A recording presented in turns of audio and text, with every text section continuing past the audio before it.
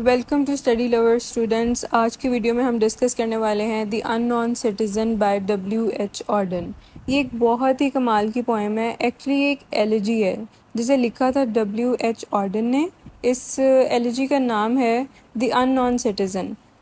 اگر آپ لوگ ایلیجی کے بارے میں نہیں جانتے تو میں آپ کو بتاتی ہوں کہ ایلیجی جو ہے وہ ایک ایسی پوئم ہوتی ہے جو کسی فرینڈ یا فیملی کے ڈیتھ پر لکھی جاتی ہے. لیکن اس پوئم میں کسی فیملی یا فرینڈ نے یہ پوئم نہیں لکھی بلکہ اسٹیٹ نے لکھی ہے، گورنمنٹ نے لکھی ہے، اور گورنمنٹ نے ایک ان نون سٹیزن کے لیے لکھی ہے. اور اس ایلیجی کو ایک مذاق بنانے کے لیے، ایک سٹائر کرنے کے لیے لکھا تھا W.H. آرڈن نے. ماڈرن ورلڈ میں بتایا ہے اس نے کہ کس طرح اسٹیٹ کی پاور جو ہے وہ بڑھتی چلی جا رہی ہے، ہر چیز اسٹیٹ کے کنٹرول میں ہے اور ہر چیز اسٹیٹ جانتا ہے.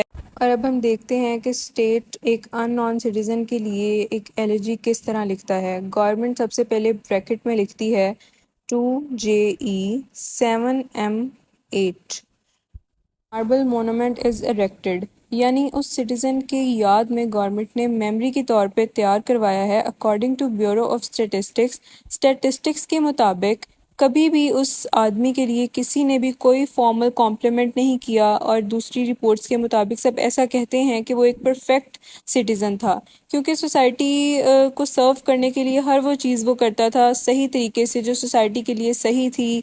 ایون جاب ریٹائرمنٹ تک وہ ایک ہی جاب میں تھا، ساری زندگی اس نے ایک جاب کی. اس کے بعد میں جب وار میں اس کی ضرورت پڑی تب بھی اس نے سرو کیا، اس نے ورلڈ وار ہوئی تب بھی سرو کیا، اس ٹائم پہ بھی اس نے اسٹیٹ کو سرو کیا. And then if we talk about his employment، تو جہاں وہ کام کرتا تھا وہاں پر بھی کبھی اس کو کوئی پرابلم نہیں ہوئی اس سے، اور خود کی لائف میں اس کا آؤٹ لک بہت ہی نارمل تھا، اور پالیٹکس پہ بھی اس کے جو ذہن تھا اس کا وہ بہت نارمل تھا. گورنمنٹ بولتی ہے کہ اس نے یونین کو بھی کنٹریبیوٹ کیا تھا، کیونکہ ہم نے چیک کیا کہ وہ ہمارے لیے کوئی خطرہ نہیں تھا، وہ کسی غلط کام میں انوالو ہی نہیں ہوتا تھا. اور جہاں تک بات ہے، ہمارے سائیکالوجی انسٹیٹیوشن نے بتایا ہے کہ وہ اپنے فرینڈس کے ساتھ بھی ہینگ آؤٹ کرنا زیادہ پسند کرتا تھا. وہ ریگولرلی ایک ہی پیپر خریدتا تھا، نیوز پیپر خریدتا تھا، اور ایڈورٹائزمنٹ پر وہی ریئیکٹ کرتا تھا جیسے نارمل ہونا چاہیے ریئیکشن. اور اس نے اپنے پراپر میڈیکل انشورنس وغیرہ بھی کروائے ہوئے تھے، آفیشیل ہیلتھ ریکارڈز بھی اس کے پاس تھے، کبھی بھی وہ ہاسپٹل نہیں گیا.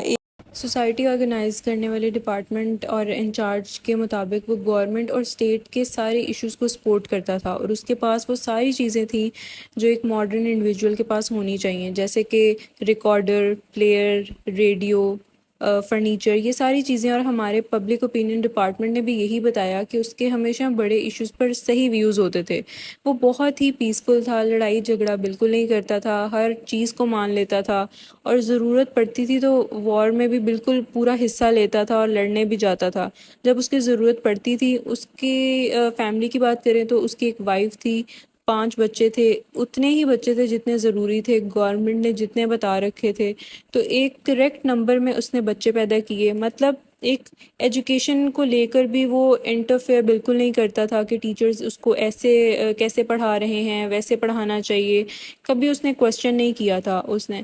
اور یہ بہت ہی بیکار سا سوال ہے اگر ہم پوچھیں کہ وہ فری تھا یا ہیپی تھا، کیونکہ اگر ایسا ہوتا تو اسے پتہ ہوتا کہ اس کے ساتھ کچھ غلط ہو رہا ہے یا صحیح ہو رہا ہے، اور اس کے ساتھ یہ ایلیجی ساتھ ہی اس کے ختم ہو جاتی ہے اس آرگومنٹ پہ. امید کرتی ہوں کہ آپ کو سمجھ آئی ہوگی، اور آج کی ویڈیو میں بس اتنا ہی.